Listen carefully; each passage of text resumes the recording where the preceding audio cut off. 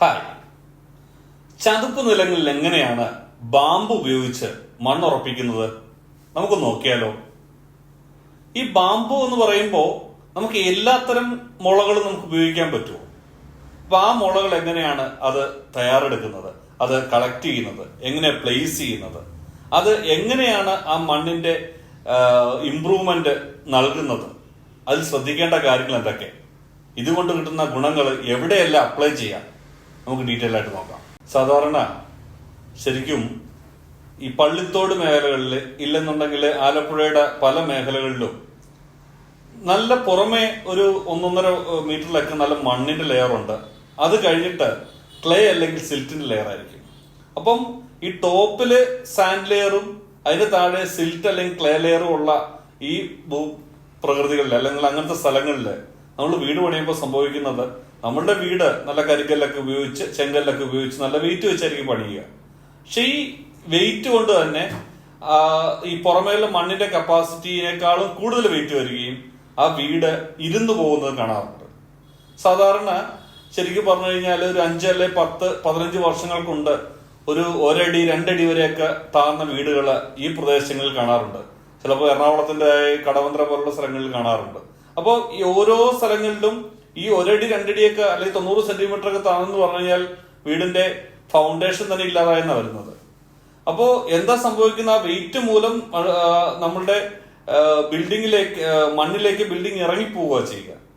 അപ്പൊ ഇത് ഒഴിവാക്കാൻ പറ്റുന്ന ഏറ്റവും സിമ്പിൾ ആയിട്ടുള്ള ടെക്നോളജിയാണ് ബാംബു സ്ട്രിപ്പ് റീഇൻഫോഴ്സ്മെന്റ് അല്ലെങ്കിൽ ബാംബു പൈലിംഗ് എന്ന് പറയുന്നത്. അപ്പോ നമുക്കത് എങ്ങനെ ചെയ്യുന്നു നോക്കുകയാണെങ്കിൽ, ആദ്യം ചെയ്യേണ്ടത് നമ്മൾ ഉദ്ദേശിക്കുന്ന മണ്ണ് അത് ഏതാണ്, ആ പ്ലോട്ട് ഐഡന്റിഫൈ ചെയ്ത് അതിന്റെ ടോപ്പ് ക്ലിയർ ചെയ്യുക എന്നുള്ളതാണ്. ടോപ്പിലുള്ള ഡെബ്രിസുകളോ അല്ലെങ്കിൽ ലാൻഡൊക്കെ ലെവൽ ചെയ്ത് ക്ലിയർ ചെയ്ത ശേഷം നമ്മൾ ഉദ്ദേശിക്കുന്ന പ്ലാൻ ക്ലിയർ ആയിട്ട് സെറ്റ് ഔട്ട് ചെയ്യുക. ആ സെറ്റ് ഔട്ട് ചെയ്തതിന് ശേഷം എവിടെയൊക്കെയാണ് ഭിത്തികൾ വരുന്നത്, നമ്മളൊരു ലോഡ് ബെയറിംഗ് സ്ട്രക്ചർ ആണ് പണിയുന്നതെങ്കിൽ, ലോഡ് ബെയറിംഗ് സ്ട്രക്ചർ എന്ന് പറയുമ്പോൾ ഭിത്തി ലോഡ് എടുക്കുന്ന കെട്ടിടങ്ങൾ, അതായത് ഫുട്ടിങ്ങോ അല്ലെങ്കിൽ പൈലോ ഒന്നും അല്ല. അപ്പം നമ്മളുടെ ഭിത്തി എവിടേക്ക് വരുന്നു ആ മേഖലകളിലെല്ലാം തന്നെ ആ കെട്ടിടത്തിന്റെ വെയിറ്റ് ട്രാൻസ്ഫർ ആവുന്നുണ്ട്. അപ്പൊ ആദ്യം ആ ഏരിയയിൽ ശരിക്കും ഒരു താഴത്തെ ഫുട്ടിങ്ങിന്റെ വിഡ്ത്ത് ഒരു 80 സെന്റിമീറ്റർ ആയിരിക്കട്ടെ. ആ 80 സെന്റിമീറ്ററിനേക്കാളും കുറച്ചുകൂടി നല്ല വിഡ്ത്തില് വൈഡ് ആയിക്കൊണ്ട്, അതായത് 1.5-2 മീറ്റർ വീതിയിൽ ആ മണ്ണിനെ ബാംബു പോൾ ഉപയോഗിച്ച് സ്റ്റെബിലൈസ് ചെയ്യാവുന്നതാണ്.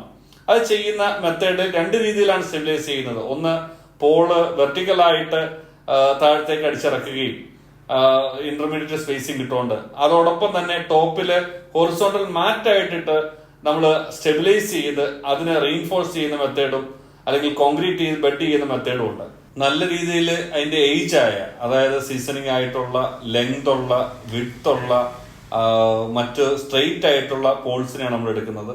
അതെടുത്തിട്ട് അതിൽ ഏറ്റവും സ്ട്രോങ് ആയിട്ടുള്ള ഒരു ലെങ്ത് കട്ട് ചെയ്തെടുത്തിട്ട് നമുക്ക് ആവശ്യമുള്ള ലെങ്ത് എത്രയാണോ ആ ലെങ്തിലേക്ക് എടുത്ത് പ്ലേസ് ചെയ്യാണ് ആദ്യം ചെയ്യുന്നത്. രണ്ടാമത് ഈ ഗ്രിഡ് ഉണ്ടാക്കാനായിട്ട് ഈ സീസൺ ചെയ്ത ഈ മുളയെ സ്പ്ലിറ്റ് ചെയ്ത് 2-3 പീസുകളാക്കി മാറ്റും.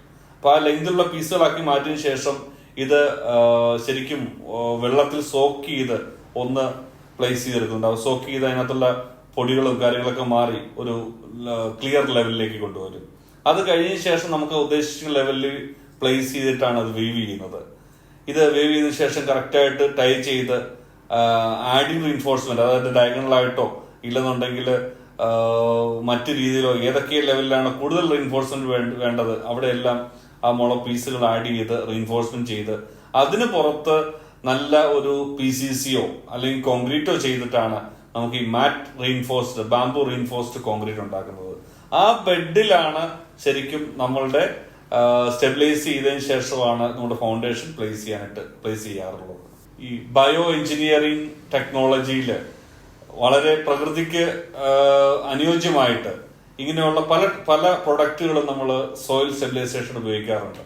അപ്പോൾ ഈ മുള ഉപയോഗിച്ചിട്ടുള്ള സ്റ്റെബിലൈസേഷൻ പല ചതുപ്പായിട്ടുള്ള പ്രദേശങ്ങളിൽ ചെറിയ രീതിയിലുള്ള ലോഡ് ബെയറിംഗ് സ്ട്രക്ചർ നിർമ്മിക്കാനായിട്ട് ഏറ്റവും നല്ലൊരു, ആർക്കും ഈസി ആയിട്ട് ചെയ്യാവുന്ന നല്ലൊരു ടെക്നോളജിയും പ്രൊഡക്റ്റുമാണ്.